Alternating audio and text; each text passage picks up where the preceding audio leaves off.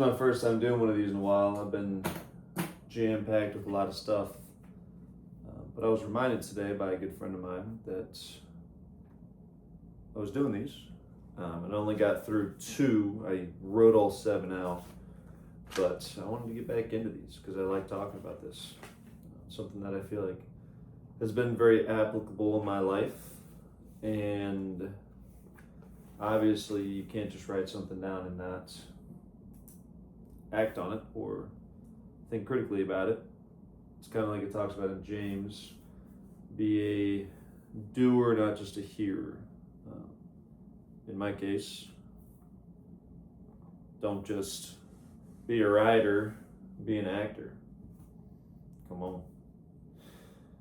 So this is going to be my 3rd installment of Proverbs 6, 16 to 19, talking about how it plays into a marriage. New Bible, got my name on it. Shout out Craig. This thing is sweet. Wrote me some words of encouragement in the front. Dude, I mean, this thing is beautiful. It's the John MacArthur, I guess, translation. I don't know what it's called. It's the MacArthur Study Bible, Legacy Standard Bible, LSB.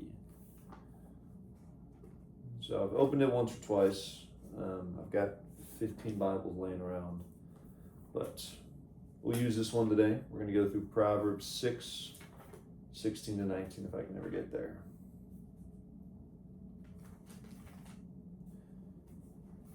Pages just need to be worn in a little bit. Oh, starts on the top of the page. Let's go. All right. Proverbs 6, 16 to 19. It says, there are 6 things that Wow, this one's different. This one says, there are 6 things which Yahweh hates, even 7 which are an abomination to him.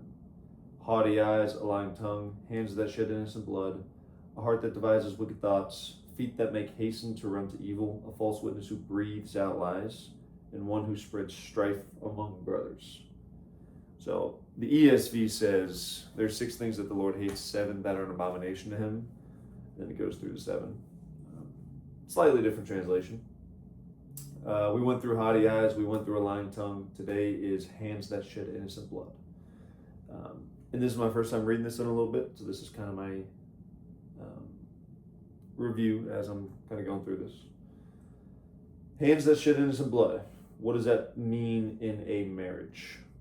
It means harming my wife physically, mentally, spiritually, harming her in general, instead of protecting her. So it says in Ephesians 5:25, husbands, love your wives as Christ loved the church and gave himself up for her. We're called to love and protect to the point of death for our wives. And I think hands that shed innocent blood is so easy to think about just in like the physical sense.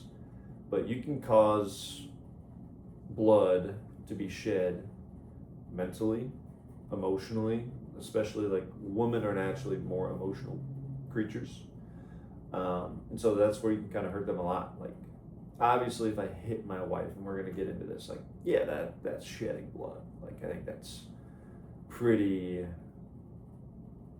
open, closed case. Like, you see what that literally means. But it does go a little bit deeper into the mental and spiritual side, which we're going to get into.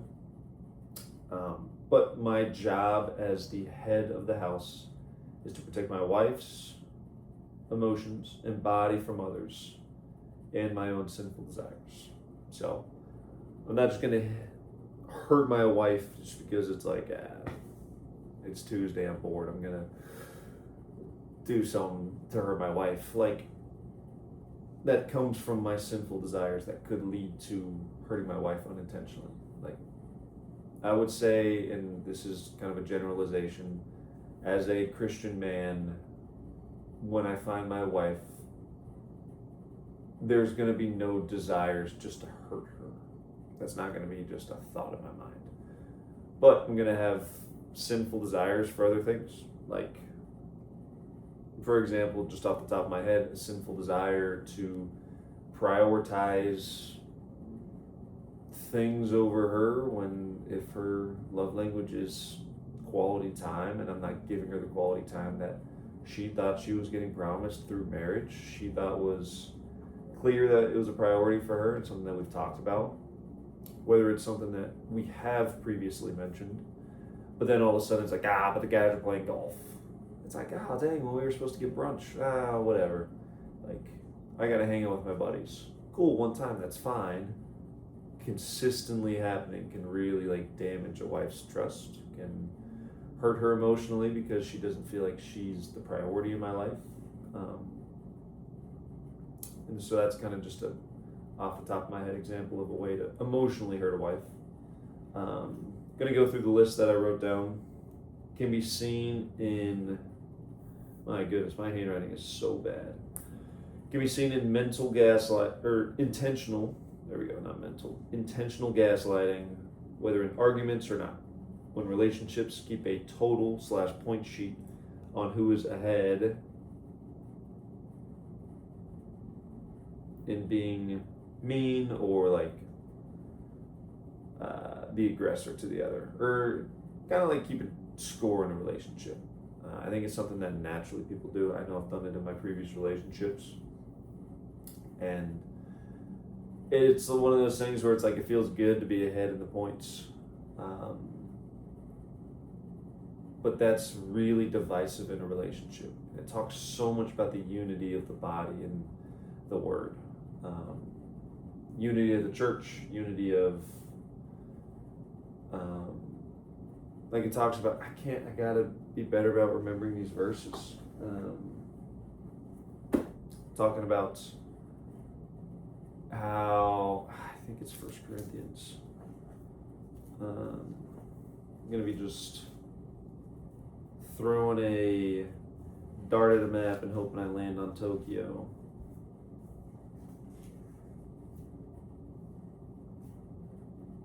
The idea that the church as a body needs everything to function.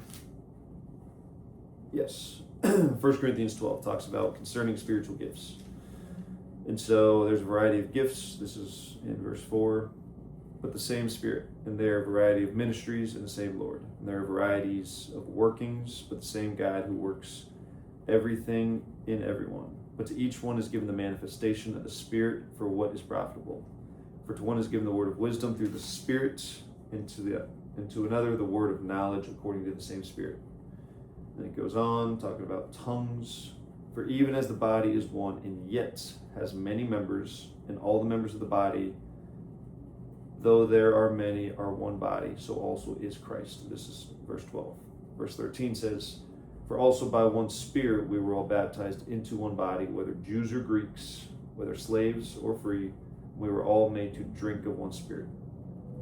For also the body is not one member, but many. If the foot says, and this is kind of where it gets into that point, because I am not a hand, I am not a part of the body.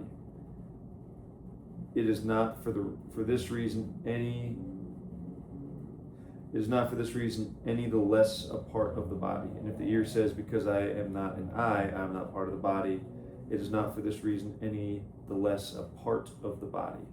Talking about the body and how you need it all to be a person. And we know that in this relationship between Christ and the church, husband and a wife, like the wife needs to feel like she's one with us. And if there's point totals being taken and it's like, I'm ahead right now, I'm behind right now, like it's not something where you can consistently say like we are together. We're fighting for the same goal, because at the end of the day, like we're gonna see this divided body. I'm ahead right now, you're behind. You gotta do something to pick it up to get on my level because you owe me. And that kind of plays into stuff that we're gonna talk about here. Like it can be seen in social settings when the husband speaks down on or doesn't protect / have the wife's back in demeaning conversation. Like if I'm not able to step there and protect my wife in a conversation, whether that's me throwing little jabs at her, putting her down, which then would obviously put me down the point total of the relationship. But if it's like, yeah, like she's behind, like, you know, I I feel like she's done so much wrong to me recently because if I'm keeping track, I'm going to be thinking about why I'm ahead. I'm going to be thinking about where in the last week, like, she's hurt me or she's done what I think is wrong. And then all of a sudden, that can be taken into social situations. Like, me and my buddies talk about all the time. If you want to know a girl, know her friends. Because the people that are in her ear the most are how she's going to handle situations, how she's going to process stuff. And if she doesn't have good friends around her, and those are the people that are in her ears, you're constantly getting talked about bad if she's not in the best headspace, or if you're in an argument. And all of a sudden, like, in those social settings, you might get jabs thrown at you, or you might have to kind of fight back. And all of a sudden, it's not me and my wife together as a team. It's, I gotta fend for myself. She needs to fend for herself. We're not together on this. It says, can be seen in physical abuse. I think that's pretty clear. I think the obvious one that we look at is like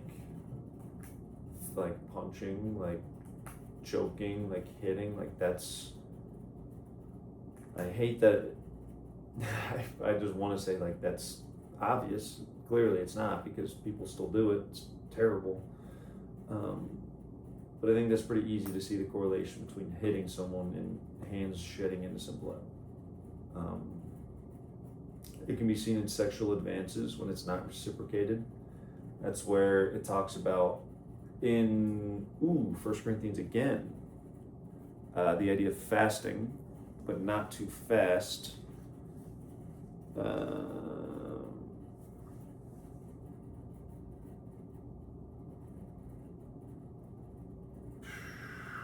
don't know if I'm going to be able to find this either. The idea of us fighting temptations, and we're called to fast in a relationship. It might be in the 13th, one of 11 or 14. But essentially, we're called not to take away from our spouse things that can cause them strain, or like holding sex away from our spouse. Now, it does talk about in this, and I wish I had it off the top of my head. I need to prepare for these a little bit better. But just the idea that, like, if I'm using it to hold against my significant other, that is a sin, because it's something like sex is something given us by God to enjoy in the right connotation. But if it's a time of fasting, if it's a time of stepping away and devoting your life to prayer, then it's okay. But that has to be something that's constantly communicated, because that can be a big sticking point in a lot of relationships. So if that is not communicated properly, if that is something that people hold over their significant other, that can cause a lot of tension in a relationship. And that's when you could end up hurting somebody that is innocent. So just the importance of communication there when it comes to that side of a relationship. It can be seen when a husband comments negatively on a wife's body or positively on another woman's body, seeking to hurt his wife.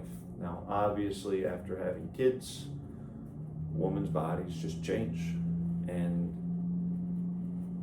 it's something where, like, I've heard it from a lot of guys that are in relationships or have already had kids. Like, your desire for your wife, what you have to see as beautiful, has to change. It's not saying that you're conceding or anything, but, like, you're supposed to find one woman beautiful for the rest of your life. Obviously, I mean, I live in Austin, Texas. Like, you walk around Austin and there's pretty girls left and right. Objectively pretty girls. Now, we have to be very ready to go outside. If you want to be a godly man in the city, you got to make sure your eyes are up at all times. But when it comes to shedding innocent blood, like your standard of pretty, your standard of beautiful is based on your wife.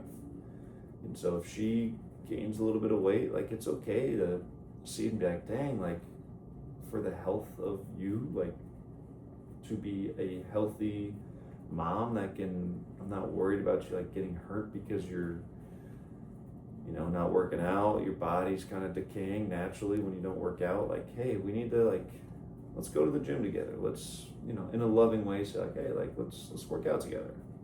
I take fitness serious enough to where like I want to make sure my body's in a good spot.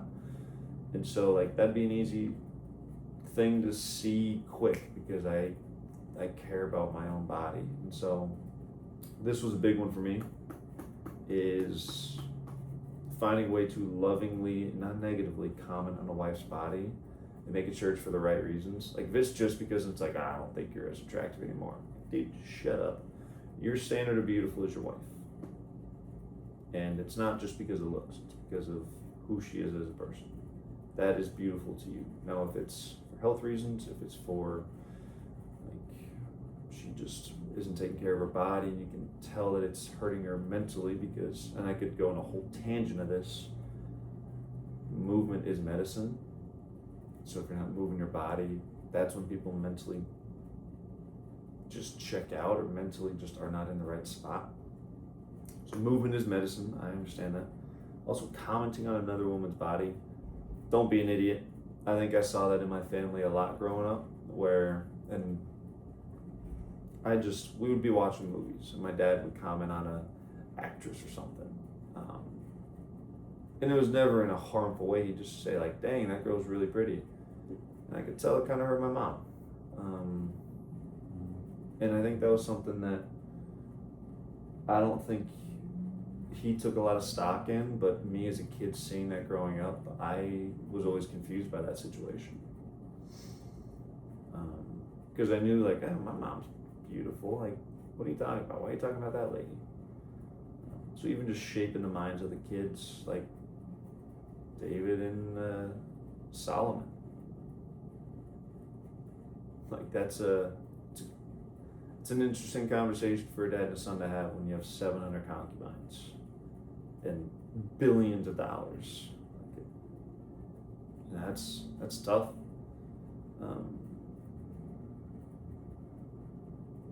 I got off track. All that to say, don't talk about other women like they are beautiful. Objectively, they might be attractive women, but your standard of beauty is based on your wife. Can be seen comparing relationships with others to cause problems. So if I'm actively looking at another relationship and commenting on it to my wife, it's like, dang, they got all this figured out. Like, they are just the perfect couple. They do this together, they do that together. A lot of times, naturally, the words that we say, that's why I love Proverbs. They talk about the tongue so much. Like, the words that we say hold so much bearing on the way that people perceive us, the way that God's message is spread, because it's so much word of mouth. And we spit evil and truth, it talks about it in James. Through our tongue comes both evil and praise. See how quickly I can find James in this new Bible. I think it's after Timothy, if I'm not mistaken.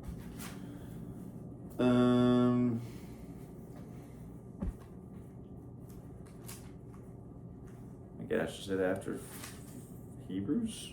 No way. There she is. The tongue is a fire. James 3. Verse 9, it says, with it we bless our Lord and Father, and with it we curse men, who have been made in the likeness of God.